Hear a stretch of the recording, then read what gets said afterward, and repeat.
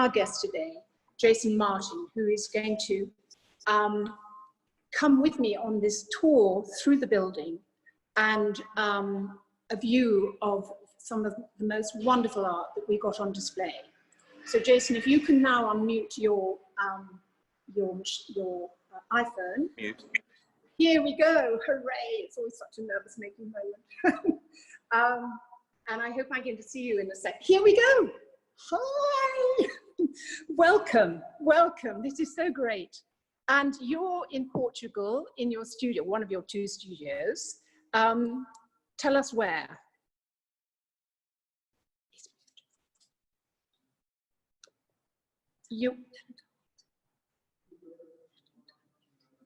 It's still mute.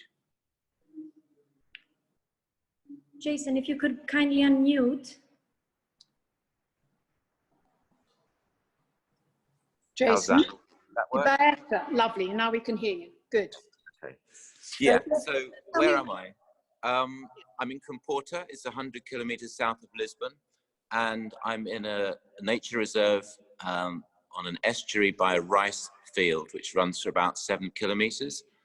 And yeah, it's very remote. It's very isolated, and I love it here. I'm very fortunate to be not in the city at the minute. So yeah, this is where I spend the majority of my time. My other studio is a bit further south, about 20 minutes, but that's where my workshop is, and I make my panels there, and I have my spray rooms for making pigments. But this is the more cleaner version of the studio where I make oils. Fantastic.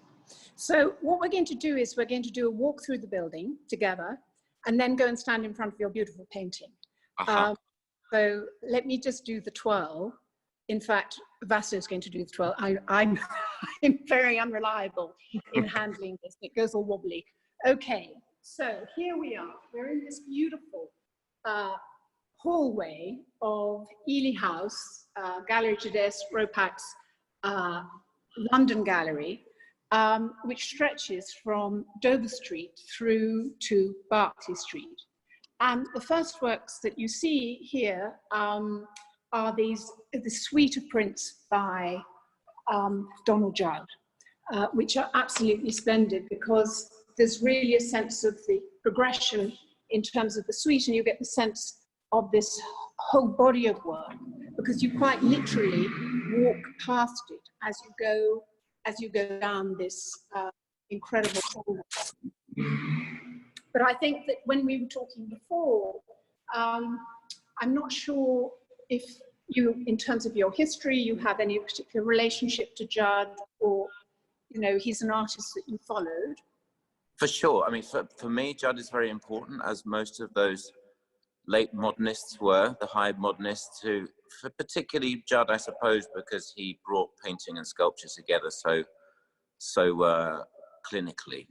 I think he gives me a sense of where I begin constructing a panel. You can't really avoid Judd's world. As his generation has offered me so much, I've tried to find various avenues to explore within that. Oh, I love this Vediva work. That's very extraordinary. So we are coming into this very grand gallery, which is at the end of this, I call it a passeggiata, really, from the entrance into this room, with the Yang Pei Ming of Napoleon crowning himself, and then Vediva. I mean, what's so great about this room is we do have sculpture by Rosemary Costoro, which we'll look at later, but it's a room full of paintings with Costoro and also this beautiful sculpture by Anthony Gormley. And of course, as a painter, you will have something to say about all these works. Yang Pei Ming behind me, then Vediva, and I think that you own a work by Vediva. Yes, I have a little Vediva, which I can tell you I swapped for a work from an Italian collector in Milan some years ago. It's not far off the same. It's a sort of red, white, black, but a petite, small Vediva. But yeah, I love the energy. I love the whole frenetic. There's a brutality, but there's a dexterity of how his mark making, and whereas without the control and without the majestic handling, it could all be a terrible mess. But it seems to be extremely well organized, that painting, from what I can see. So I'm jealous. Maybe we could swap. Indeed. It's a work of the early 80s. And I mean, somehow it speaks to me very much of this time that we're living in, you know, when this clash of opposites and disruptions and what appears to be chaos. But of course, as you rightly say, you know, this painting is full of order and incredibly carefully controlled. And next to it is this Guston of the 60s, which is a wonderful painting. And on the other side, that's very pretty. Is that the Guston? Is that a work on panel, or is it on paper, or how was the what's the medium there? The medium is oil on panel. It is panel. Yeah. It's 1964, so early, but still it's got some of the signature elements of Guston. You know, the wonderful pink. The palette is just amazing, and also the brushwork, of course, that I always associate with Guston. And something which is alluding to an object, but you're not quite sure. You know, it could be just a shape within the canvas. You know, but it has all the elements of the Guston that I know, love, and admire. Mm-hmm. And then on the other side, this very handsome recent baselets. Fabulous work. Love this. Yes. Now tell me why you love it. I love it. Well, I like particularly I like baselets because I think he gets better as he gets older, and I think that the real masters managed to effortlessly navigate their narrative and their story into ways which are still inventive and fresh and spontaneous. And his whole this has an economy of means. It has a confidence. I mean, I love it. There's a theatrical aspect to it, of course, but it's I mean, it's baselets at its best. It's vintage. It's fabulous. I mean, it's anatomical, it's figurative, but it takes you into a more illusory, mystified landscape. So for me, for what I can see, it's a wonderful, wonderfully striking, extraordinary work. I'd love to actually see it. I'd love to see it in the flesh, but you know, it seems to be a very, very striking piece for him. Is this a recent work? Yes, it is, 2019. And the subject matter is Elke, well, you know, that is perhaps no surprise, but I think it's so visceral in this room so far. Visceral, absolutely. Very complementary to the Vetiver as well, and in scale. Interesting to have them together. Yes, exactly, and also they're artists that admire each other greatly. I mean, Vetiver, yes, that admire each other greatly. And then on the plinth, we have a work by Rosemary Castoro of 1976 called Lands of Lashes. And they're made out of fiberglass, epoxy, styrofoam, and pigment. And the works themselves, as though they're bound, you know, the individual pieces look as though they're bound, they're kind of sticky. Resolutely sculpture, but also somehow the pairing with Vetiver is quite wonderful. And this procession, this narrative of these objects that go across the plinth, coming towards the viewer, depending on where you're standing. She's a wonderful artist. She sculpts. She also makes tremendous paintings. She's a conceptual artist. Does performance work, drawings. So she's relatively recent discovery. There was a very good show of hers at MACBA in Barcelona. But I would say this is really a seminal piece of hers. Yeah, they remind me of those little Giacomettis that he could, you know, he'd go to one of his own exhibitions and pull out of his pocket a whole bunch of these tiny little maquettes, but they'd resonate a whole power in their scale because of their scale. It's interesting how she's made that scale a success.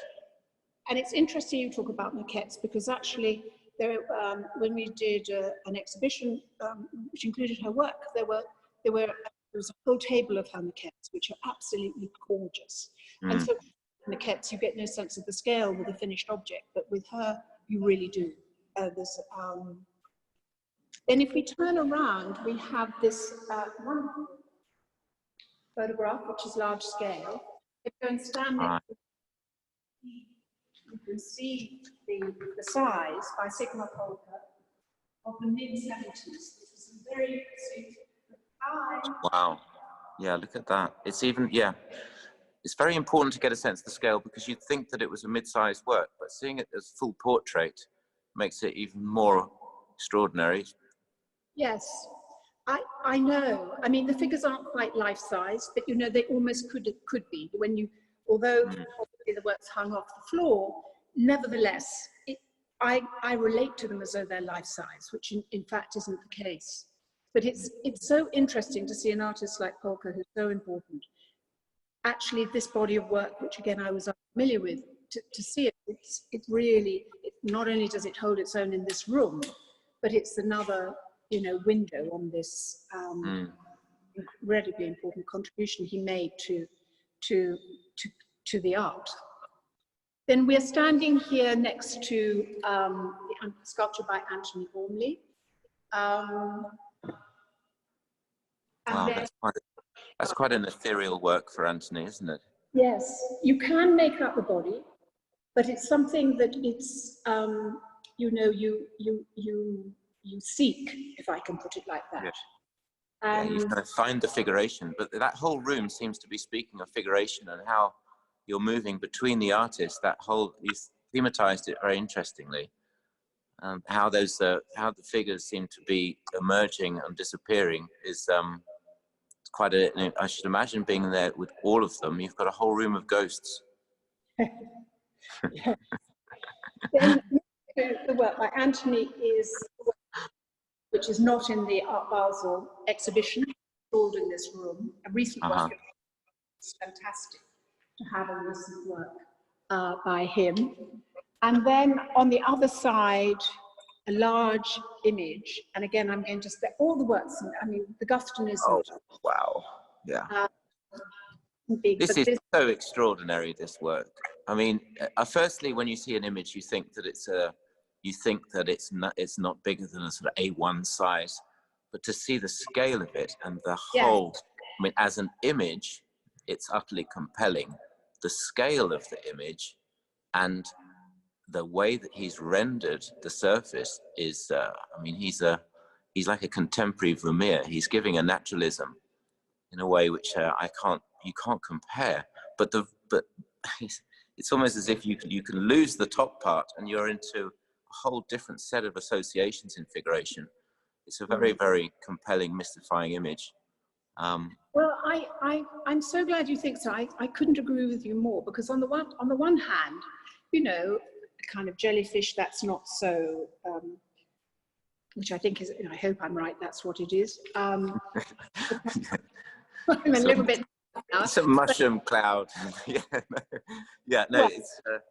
It's just the most alluring image, and to think that he's managed to give this life from the page, from the page animating and giving that sense of three-dimensionality is quite genius. Yes, it's quite extraordinary when you think that it's, you know, it's charcoal on paper. Wow. And you know, so many people when they first see Longo, they assume it's paint, maybe a photo. But if you say charcoal on paper, then it's like there's a whole other world that opens up. Yeah. Now we're going to take you upstairs. So we, Vaso, who is brilliantly holding steady this camera that in my hands would be wobbling around all over the place.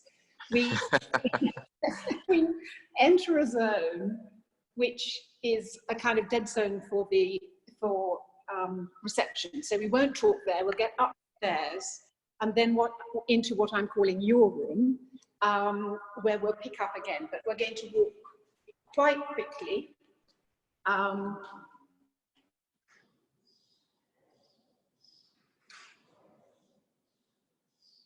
This amazing building, quite apart from anything else, it's rather wonderful to have this tour of it.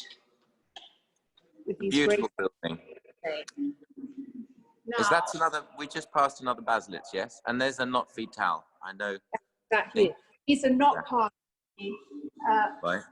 Art Basel exhibition. However, this Rakib Shaw is, a work I believe recently finished, and it really is a signature piece. You know, it's got all the trademarks of his and if we can go closer, Basso, you can see this incredible, intricate. So ornate. I'm so sorry? So ornate. Yes, absolutely. I mean, there's such a sort of micro detail. You get complete. I mean, it's so the how he takes you right in so close. It's really amazing. And here, I must ask him, I don't know whether this is ink or pencil or paint. You know, it's so brilliantly articulated where the surface isn't beveled. But when you look closely, I mean, you can hardly believe it. It's just a remarkable way. Yeah. And look at the embroidery, the way that he's managed to render this this cloth. It's I mean, it's a lesson in painting and drawing, but it feels like ornament. I mean, it feels like porcelain. It goes beyond the two dimensions. Yes, definitely. And in fact, this is particularly relevant, this piece. It's called "The Heart Still Sings Eternal Spring in My Heart." Oh, and that's very great. He's titled it Lockdown 2020. So of this moment. I mean, all I can say is if this was his experience of lockdown, lucky him. Well, yeah, it finds the poet in all of us in lockdown, let's hope. Yes. Certainly with Rakib. Yes. How has this period been for you? Has it been difficult, or do you feel you've been in the country and so therefore you've been sort of away? No, I've really enjoyed it actually, because I've been out of the city. I managed to escape just before the borders closed, literally 24 hours before I couldn't get into Portugal. And I took my younger son, who's nearly 13, with me. And yeah, I'm fortunate to be in a very remote place. So we have lots of outdoor space and I could go to the studio each day. I mean, it's not without its challenges, of course, because yes, things can be difficult. But we've all had to face that. But I've been very fortunate not to be in a confined space. I do feel for those that haven't been able to get out.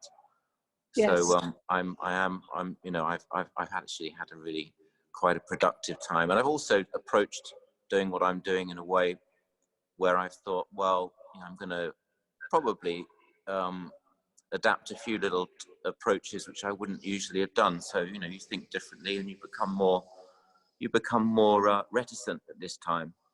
And no, I think it's been probably overall. I like to think it's been a very positive experience for me, not least because I spent such a good long period with my son, 10 weeks, which was great. Of course.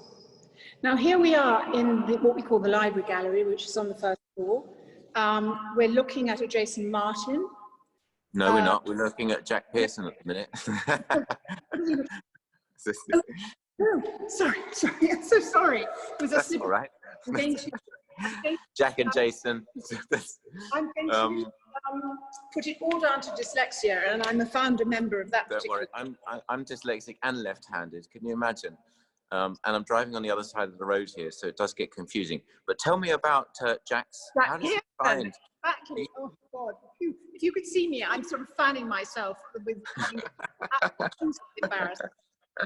Well, this is a fantastic piece. It's a piece of this year, 2020, and again, rather like Rakib's title, you know, because yes, it seems incredibly pertinent and strong for this moment. But it's true, all the works in this room. It's hanging next door to a work by David Saleh, who had an exhibition at our Paris gallery in the Marais.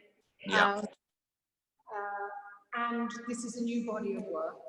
And we were talking earlier about how exciting it is to see these new works by David Saleh, and how, you know, having followed him for such a long time, his trajectory has, you know, it's gone into a new phase, which is tremendously exciting. Yeah, he's brilliant the way that he puts together really, I mean, how he arrives at his compositions and how he manages these mysterious narratives in his work. I suppose he has these hidden drawings. I haven't seen them, but yeah, they're very compelling. They're very extraordinary. And he's very standalone. He sits very proud in his place, I think. Well, it was interesting. We did a wonderful exhibition of early James Rosenquist paintings and collages and drawings. And it's that feeling of different elements coming together in an unexpected, sometimes collision, sometimes harmony, that made the show so incredibly interesting. And I think of that very much with David Saleh too. I mean, his knowledge of art history is profound, and I think that contributes so hugely to the work. This painting is next door to a sculpture by Erwin Worm, and then Tony Cragg. And then we come to what I call Your Wall, which is a painting by Amy Knoble on the right. Oh, I love this work. This is really quite exceptional. And I think it's a very challenging work to get a biomorphic form like this, with all of the complexity of the shape, its dynamic. How do you make that a success, given the whole composition of it, the whole dynamic of it's a wall sculpture, but it has a grace as a painting, and he brings these elements together very interestingly. But that's really quite an extraordinary work. I've never seen a work like that by him, or by anybody, of course, but that's definitely a new direction for him, isn't it? Well, yes, what I wanted to point out is how interesting it is that both of you are hanging on this wall. Both the paintings come off the wall. So the Knoble is kind of hovering. You can see the shadow around the piece. And it's really, as it were, hovering on the wall here. Obviously, oh yes, I see. So it doesn't have that volumetric three-dimensionality. It seems to float. Yes, it floats. And also, if you go across to, which is a strange way to encounter your painting first of all, but you know, something that I'm very keen to talk to you about in a moment, is that depth of support for your painting, which is absolutely beautiful and so grand, hanging here. Yeah, interesting to see it. I mean, you know, when you see a painting on the studio wall, of course, it takes on a very different personality once it leaves the studio and you see it out of context. And there's always interesting surprises how it sits amongst where it is and, you know, the company that it keeps. So it's interesting that you've hung it next to the Emy. But yeah, this is I think I made this last year. It's a part of a group of works that I mean, there's a didactic about the approach of how the painting's made, where I'm dividing into approximately 6 bands or 6 sections, and it's suggestive of hard edge, but of course there's no quite hard. There's no the color seems to merge between each, and how that collides, how the interface of color collides, gives it a kind of a blurred sense of space, which then you look through. So, which is something I've always been interested in, about looking at surface, where you look through and you have this suggestion of landscape and looking beyond, which is the traditional notion of painting. And then you have this sort of objectivity, the autonomy of a sculptural form that hangs off the wall and is, you know, it speaks as a volumetric, autonomous work which is sculptural in itself and experiential and asks you to walk around it, and it has a gravity. So this is all something that is constant, I suppose, through my years, my practice. Well, I was going to ask you, having seen some films of you making your paintings, is whether Agnes Martin is an resonates for you? Because on the face of it, I wouldn't necessarily put the word Agnes Martin, two names together, you and Agnes Martin, but when you do your striations to begin with, you know, they're very particular, very, you know, you don't get the sense of texture, but you get the sense of that banding, of that sense of narrative, that sense of order, I would say. I mean, it's so particular. Yes, I mean, I think with these works, like the work that you have, I tried to organize myself with more restrictions. So the set of conditions or the boundaries that I set were, I suppose, more limited. But of course, once you set yourself certain boundaries and then you go about trying to address repeatedly the same thing, you find possibilities in that.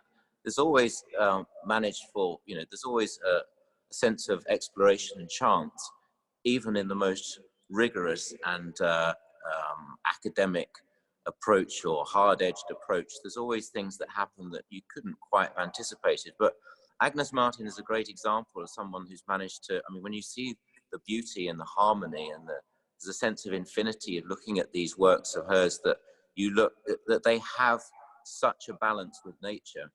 And when I'm mixing up these different shades of jade or sepia or greens or blues, I'm trying to find a spatial balance between the two, where there is this sense of pushing and pulling spatially. So they're old issues of painting. So whether Agnes was drawing with a line and making a series of lines and constructing an image, and you know, these are square format, the absolute dimension, definitely a nod to her in that, but there's also a nod to Ryman, and you know, I'm interested in all of those fundamentals, but working with my own vocabulary to find possibilities. So when you see a painting as you have, I suppose you can read it as a sort of didactic statement that sits within the story of abstraction, but you can't avoid not looking at the horizon line and connecting with nature and landscape. So I've always been that way. I mean, figuration, the most interesting abstraction, always has that figuration.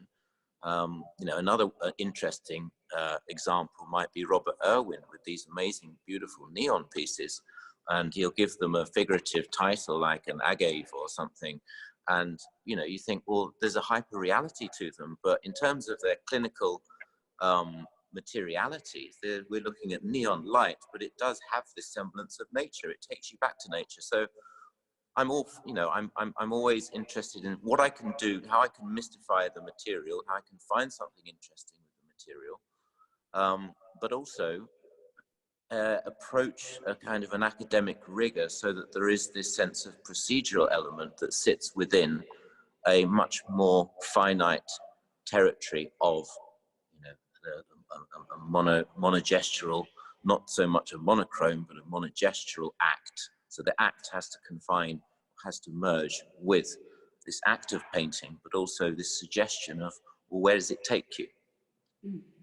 Now, I think I'm right in saying that behind you in the studio is a body of new work, which is in the progress of being made. You've returned to using the brush, which is incredibly exciting. Am I right in thinking that this was made using either yes, it's like I've got a piece here. It's like it's what yes. It's what the Tony Cragg would have been Yes. packed. It's a packing material. So it's a kind of brush, and I take this, not to give too many you know, well, there's no mystification about the tools that I use, because they're brushes. I mean, they're a means, they're an extension of me to be able to leave a trace, a record of a trace through the surface or through the oil or whatever the medium might be.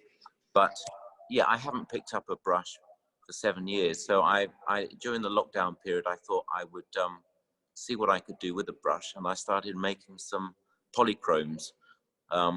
As a, you know, I mean, behind you is a polychrome, more than a single color, but I wanted to work with the physicality of the brush and to get into a more gestural territory, but bringing color into that gestural territory that I haven't in the past. That was the challenge. So at the minute, in this space, I have a combination of a few of the works of the period that you have, or the works that I've finished, and one of them was the last one I made in January. And then I have these new brushy oils.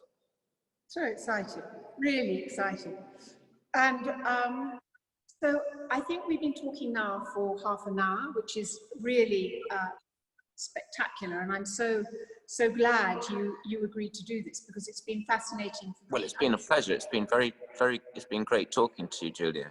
Well, you're very kind to say so. I think one of the other things that I'd like to just say is I want to really convey to the sort of the sheer luscious pleasure of looking at your work. I mean, it is extraordinary. I don't understand how you can get paint to be so sensuous, so gorgeous, and also there's such a sense of freedom and abandonment, in a good way, that is, in the work. And the sort of drama of the gesture is really quite amazing.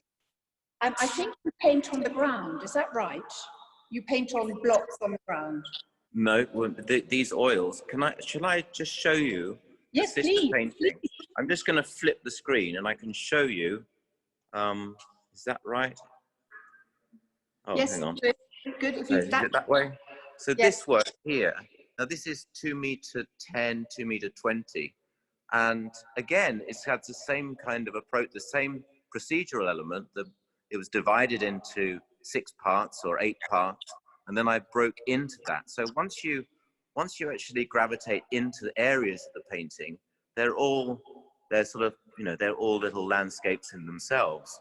And this is with a Still de Gran and a Prussian blue. And it's more gestural than the previous, but holding all of that together, keeping the medium, keeping the paint to have an integrity where something happens within that moment, which has something extraordinary or holds a dynamic, whether it's between the color or it's between the form of how the paint falls or happenstance or whatever you might call it, but it has to be something that occurs which then spurns you to get excited about, what to do next. And that reveals itself in the journey. I think it's, that's the excitement of painting, as opposed to it then sitting as just dumb matter. If it's sitting as dumb matter, it doesn't take on its life of its own. It has no interior life. So I try to infect the works with a sense of, physicality, but also of a sort of a quiet, muted sense of reflection. So you can see this as an abstract painting or a figurative painting. Good luck, it's both. It's not important either way, but Yeah. but that's the big sister to the one behind you. And then more recently, if you look at, say, this work, I mean, this work has got an awful lot of color in it, but it's made with in a different way, from the vertically, from the top to the bottom. And there is a whole myriad of color going on through here with this Caribbean blue, these various yellows and greens and viridians and ochres and all sorts. So this is the sort of a new territory for me. This is probably the most colorful painting I've made. And I suppose you might call it sits within the generic station of abstraction, but I don't think so. I think it's got more of for me, it reminds me of Courbet's palette. Yeah. And then you have some smaller works here. I don't know if you can see too well. Yes, we can. Let me just take you through here.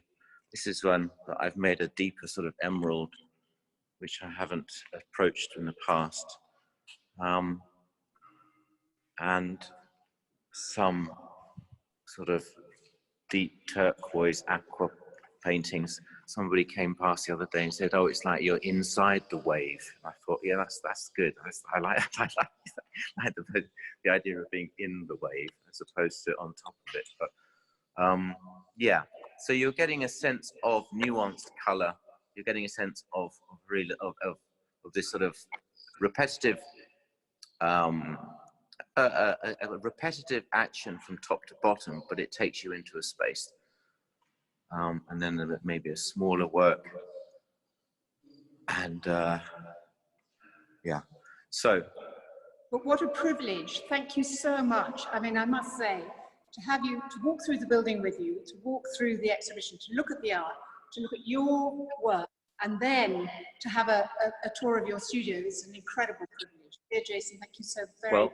Absolutely. Shall I just take you outside? Do you want to see where I am? Oh, please, that would be fantastic. The landscape that inspired. So you'll see that the rice has just started to pop up now, and it's been maybe 2 weeks. So you've got this whole fresh green that's coming through. And behind there, so you have the rice fields here. It's just the new green shoots coming through, and then behind there, that's Setúbal in the background, and behind is the dunes on the coast about a kilometre behind there. So. Well, be careful. If you're not careful, I'm going to be paying you a visit. Yeah, you'll be lucky to find me, but I'll give you directions, so you won't get it on the GPS. Really, it's fantastic. Thank you so very, very much indeed. And congratulations on so many exciting works. And I really look forward to seeing them when they're finished. And the very best of luck with it all, and also a wonderful summer. Really big thank you again. Thank you, Julia. Pleasure. You take care. You too. Bye. Ciao.